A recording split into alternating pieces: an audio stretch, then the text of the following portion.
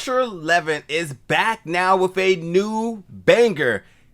And I got to tell you, he specifically made this film for me. Let's jump into the review of the new film, Slayers.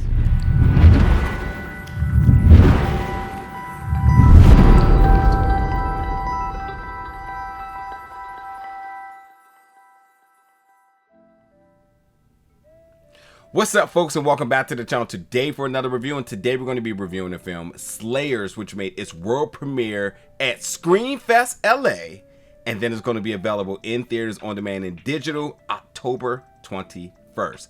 So Asher is back with a new film. He just recently made the film Dig that I was really high on, and then when I got to speak to him about that film, he said, "Hey, you're a horror fan, right?" I was like, "Absolutely." He was like, "Okay, I think I got something for you coming up really soon." So, yep, checked it out, and he totally nailed it in terms of the films that I like to consume. It is a horror film. It has comedy. It has endless blood. I am absolutely sure he went over his budget by just the amount of blood spilled and poured in this film. It's blood everywhere, literally a blood bath. God, tongue twister here. But overall, I really did enjoy this film, and now he's also re-teaming back up with my guy Thomas Jane again. Also, that was in the film Dig, and huge fan of Thomas, so I could not wait to see what this two was going to bring together again.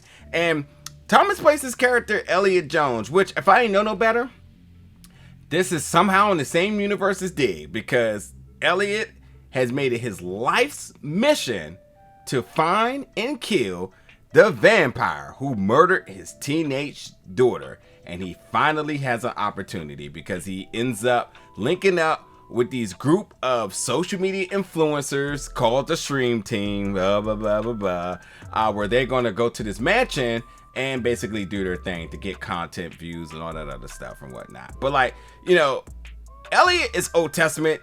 These folks are Gen Z. There's a big issue between the two of them here because Elliot comes off as kind of like stern and Old Testament, but they're kind of just like, their whole lingo, their whole lack of awareness is definitely problematic, especially when there's a threat here. So yeah, you know, what could go wrong? But out of all of the group, he meets up with, or sort of takes a fondling to, Kara Hayward, who plays Flynn. And Flynn is the one standout of the group, and you know, he kind of takes her under his wing. It has a lot to do with because he probably looks at her like his daughter and whatnot, and sort of a means of redemption. But also too, like, she is literally the only one who has the wherewithal, like, hey, something's going wrong here. Our villain, played by Malin Akerman, who plays Beverly, who's our head vampire. I love this character because the vampires in this, and like, again, you see one vampire scene it all. They're unique and their tactics are unique, but nonetheless, I did love like this threat. I like the acting, the presence of that she commands on screen. It definitely makes, you know, when you have a good antagonist, it definitely really works towards, you know, what you feel for the protagonist. But even if you don't want to even get that deep, it's comedic at times, and there's a lot of funny interactions. And I will say, like, there's a ton of characters in this, and every character is very unique. And you take a liking to one because one may fit your personality more than the other, which on the other hand, some personalities do not work for you, so it's literally annoying. So you're absolutely like, hey, get them out of here, you know. But I should also say that this film also is like blanketed by this sort of video game comic book style. I mean, they literally have a kill counter where, yep, the vampires definitely got the heavy lead, but it's okay, folks, because the humans, we get the chip. Don't worry about that. We get the chip.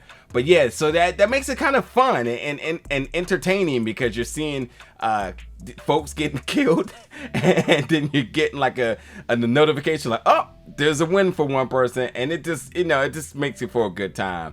So what I liked about this film, obviously, was the special effects work, the blood, all that was amazing. I love the and I love this comedic aspect to it. with the kill counts that kind of made it a lot fun. The character work from all of these actors made all of these characters very distinctively unique.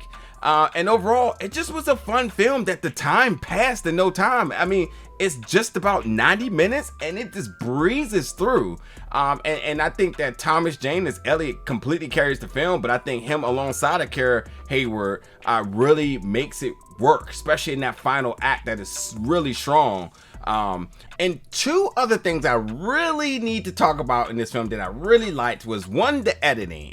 You know, at times the editing always reminded you that the film really never took itself very serious. Like, it never got too heavy and too dark. It always had this very comedic feel to it, and then the editing with the transitions was things that I just really enjoyed. And then the other thing I should mention is Thomas Jane's narrating this was fantastic. His narration was something that I never knew that I needed in my life a lot more until now. Something about his narration with this always has kept you on edge, but also knowing that something at any given time could happen. It didn't matter how silly or how funny or just how unpredictable it could be. You know, I just enjoyed that his narration kept you engaged the entire time as he narrated certain plots of the story, certain think points of the story, and all sorts of other little random things. So like, I definitely appreciated that. But yeah, this film definitely did really excel in those two factors for me. Just the editing and then the narration from Thomas Jane was like the icing on the cake. But then I kind of go back to like the acting as well too. The character work, everybody making the best of their moments. Even like at sometimes they felt like little skits, and the skits really worked. They really elevated a lot of these scenes and moments of the film. So yeah, with all of that and with there truly being a threat in this film, it still never felt so heavy and so deep. It always felt very, very light and comedic, with a lot of blood and gore and funny moments, funny transition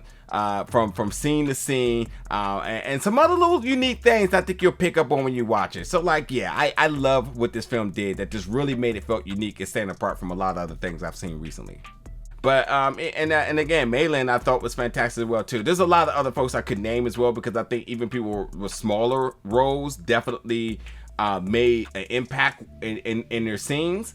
But overall, I think if you're looking for, as it is spooky season, if you're looking for something that's not too heavy, but does have some gore, does have some solid action and a ton of blood, and you want to laugh because the conversations between this Old Testament character and Elliot and all these Gen Z teenagers and whatnot, and you know how they think they're better than everybody. He's definitely trying to just do his job and get them out the way, but also, hey, he doesn't care if they die, because if you don't want to listen, then so be it. Hey, that's, you know, entertainment here. I think you'll take a liking to it. I think that Asher, once again, with another solid film, and I'm waiting to see what he cooks up next. So I really dug this film, and I think you should check it out. Slayers in theaters on demand October 21st. Folks, jump in the comments when you check it out, and as always, stay tuned for more reviews very soon.